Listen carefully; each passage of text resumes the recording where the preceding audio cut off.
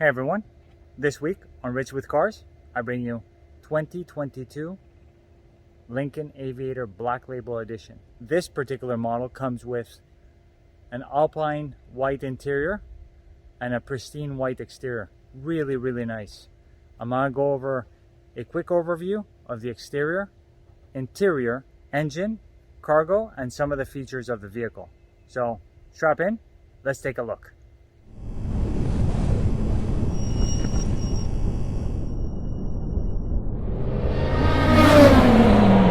For 2022, Lincoln hasn't made many changes or much for the Aviator. As you can see, it retains the original design and features that the original 2020 Aviator came out with. I really like the luxurious look of the actual vehicle. So the front design of the actual Lincoln Aviator 2022, as I mentioned before, retains a lot of the same design features, if not identical to when they released the actual Aviator in 2020. One thing that's pretty cool though on this is that you can't see it right now, but the emblem actually lights up at night. A really cool feature on the Aviator that distinguishes it in the night. These headlights are actually what they call the adaptive pixel LED headlamps, which I believe are adaptive in how they light different parts of the road to illuminate the view in front of the driver as much as possible without actually interfering with other drivers' vision. Similar to a lot of the other luxury SUVs, the Aviator has a lot of chrome in terms of accents.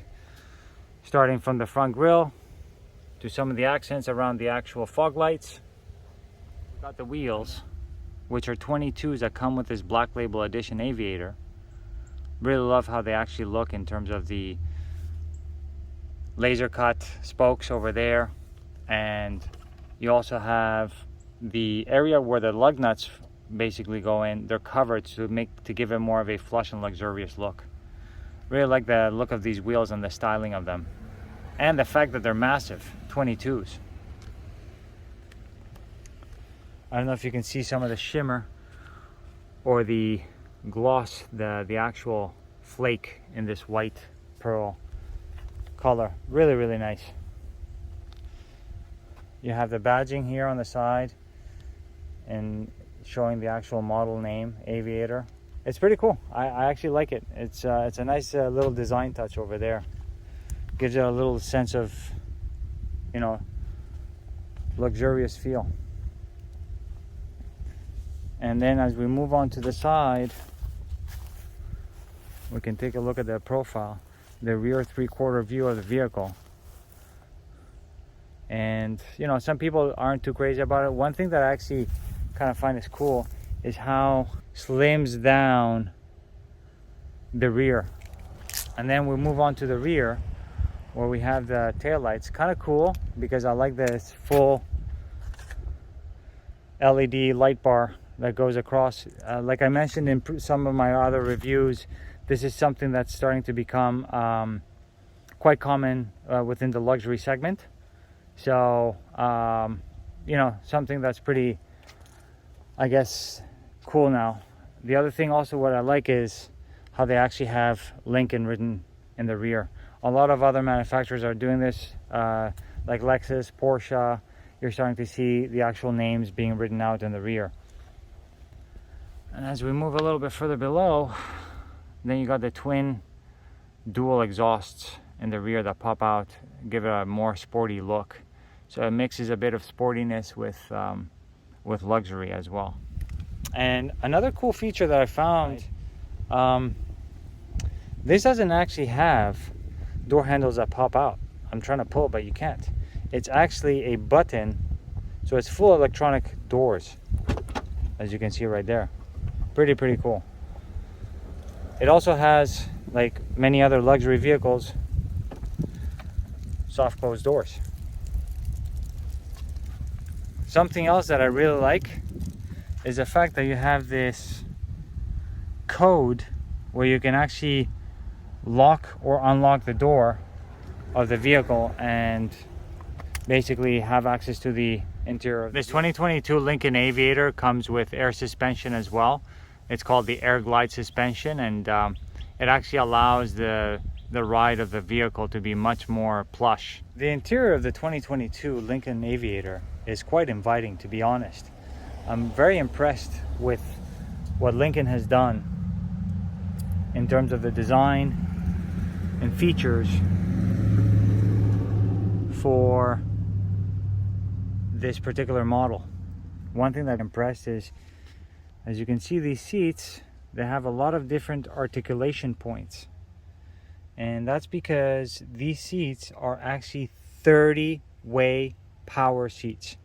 30 ways. So that means like you can actually move there, you can move individual thighs over here, there.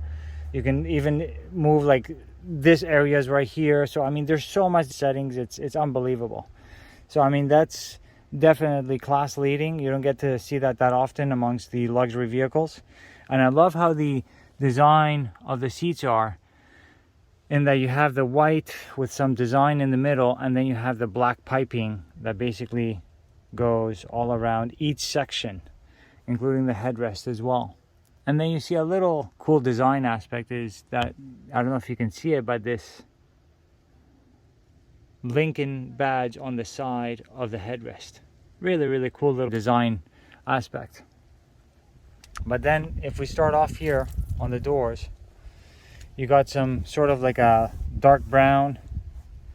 This is sort of like a soft plastic. And then you got some leather here on the sides. One thing that I'm still trying to get used to, I mean, I haven't spent too much time with this vehicle, so just bear with me. This electronic door release, which I'm not used to. And then you have your seat controls here, Mercedes style, on the actual door itself with your memory seats as well. Of course, you have one touch up, one touch down windows, and then you have all your mirror features as well here. You have your door lock, your window locks, and your mirror features if you want to fold them or not. And then you have the Revel 3D surround sound system. I haven't had the opportunity to actually listen to it yet, but seems like pretty solid based on what I've read about.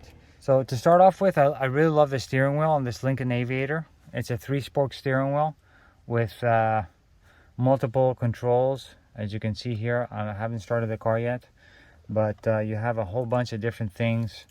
When it's not actually turned on, everything is basically clean in that it doesn't have any of the actual features lit up.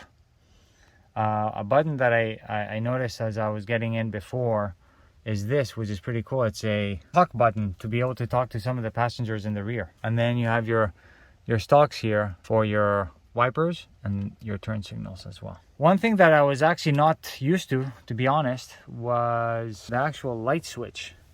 So this over here, it's a dial that doesn't stay put. It actually goes back to original place. But you can see how it changes the actual different features. So I'm gonna put it back on auto. And if you heard in the background, as I was actually modulating that, it's got some pretty nice and cool sound effects, you know, to give you more of an immersive feel. So the Aviator actually comes with a 10-inch center stack screen, and then you have a digital screen for the instrument cluster as well. I haven't been able to actually play around with it, to be honest with you, but I'm sure that you can change a lot of features on it. The other thing also that I noticed is, I don't know if you can see, is your head-up display as well. And you have a whole bunch of different information on that display. Even when you change the drive modes, it'll show on the middle of your instrument cluster. So I'm changing between normal, conserve, which is efficient, excite, which is sort of like sporty. They name it differently. So as you're changing different settings, you can see there's a whole bunch of different screens that you can actually scroll through. That'll give you and provide you with information on the vehicle. Overall layout of the interior space is quite luxurious.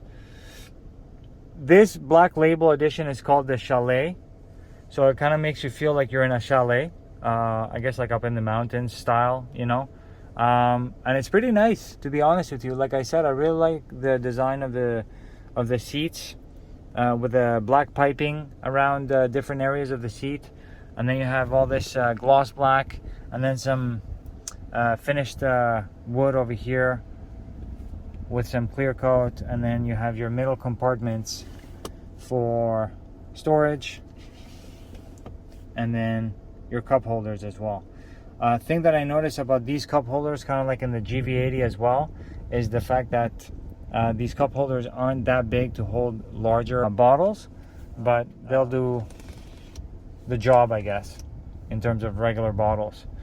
The other thing also that I noticed about this is that it's got a very unconventional gear shift, or gear lever, if you want to call it. So you have your reverse, and then your 360-degree camera pops up, your neutral, and your drive, and then of course park.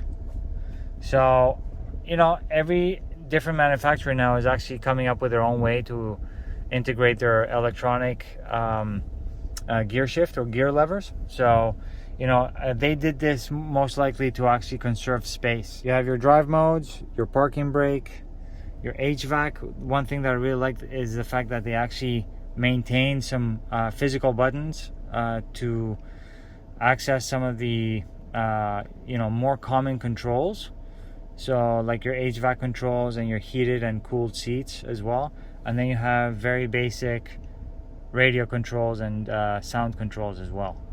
And then here in the middle you have your camera. So you have your different settings for parking, and then this is your driver assistance menu here. Your start stop is also in an unconventional area, but not bad. It's within reach. And then you have your different vents that you can open and close in a conventional manner. Some of the wood basically goes on the top of the dash, as you can see over there, and then you have some soft touch plastics at the top as well. You have a digital rear view mirror, and then some other controls here for the sunroof and the sunshade as well.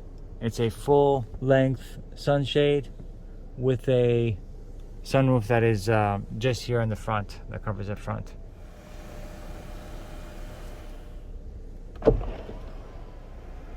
Sorry for the sun.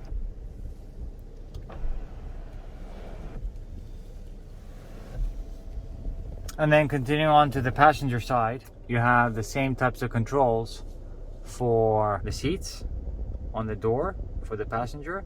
As I mentioned before, electronic power release for the doors. And once again, 30-way power seats. Here's a cool feature that I just discovered. I mean, I suffer from this sometimes on my vehicles, but the cool thing about this heads-up display is that when you put your turn signal on, it shows on your heads-up display. That's very, very cool. I haven't seen that before. I think that's very useful in terms of keeping the driver's attention in front instead of actually trying to look down. Downside that I could say about these this metal console over here is the fact that it's all gloss black, and I don't know if you've noticed, but you get a lot of fingerprints. That's one of the touch areas over here. You can probably imagine there's not that much touching going on over here or there, but any of the touch areas will get a lot of smudging. So that's one downside that I would say about the actual accents on the middle console. So as I was mentioning before, on the steering wheel, you have all these controls that light up now when the car is turned on, and then when you actually turn on the cruise control, you get more controls that show up. Pretty cool. Nice little neat way of actually keeping things clean when the car is not in use or the actual controls are not in use. It'll give it more of a clean look. With the third row down, you have 41.8 cubic feet. As you can see, there's some stuff being stored over here already. And then you can also put down the second row for 77.7 cubic feet of cargo volume in total. Pretty spacious. The engine in this 2022 Aviator is a 3-liter twin-turbo V6, pushing out 400 horsepower and 415 pounds per feet of torque. Pretty smooth power, to be honest. And then one thing that I noticed is also that they have this crossbar over here for additional stability, probably to give it a more of a luxurious feel.